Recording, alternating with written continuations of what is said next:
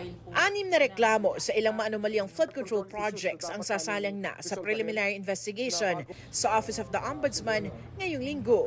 Yung case ng Mindoro Oriental at yung case ng Bulacan Ghost Projects, paumpisan ko na this week ang PI.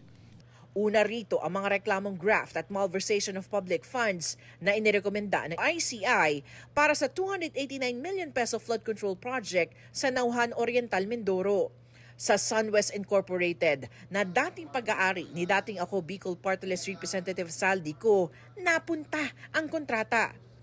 Ang Department of Justice at NBI naman ang naghain ng ikalawang set ng mga reklamong graft, malversation through falsification at perjury para sa 5 ghost projects sa ilalim ng DPWH 1st Engineering District of Bulacan. Respondents dito sina dating District Engineer Henry Alcantara, dating Assistant District Engineers Bryce Hernandez at JP Mendoza, kontratistang si Sally Santos at iba pang tauhan ng DPWH.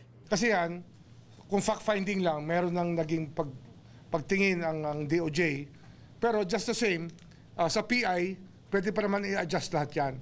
Nagbukas na rin ang motu proprio investigation ng Office of the Ombudsman sa mga proyekto ng misis ni COA Commissioner Mario Lipana na isang contractor. Bukod sa flood control projects, kasama sa mga sinisilip ang pagpapatayo ng Commission on Audit Building sa Quezon City. I had a meeting and I got a rundown of files about the activities of alleged activities of Commissioner Mario Lipana and his wife and their Olympus Mining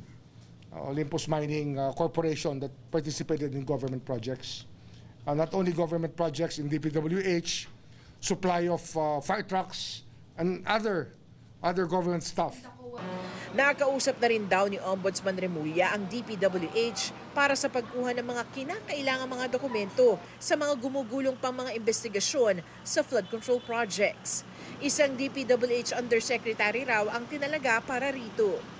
Samantala, hinihingi ni Remulla ang courtesy resignation ng 204 Office of the Ombudsman employees na inilagay raw sa pwesto nito lang Hulyo, panahong magre-retiro na ang dating ombudsman na si Samuel Martires.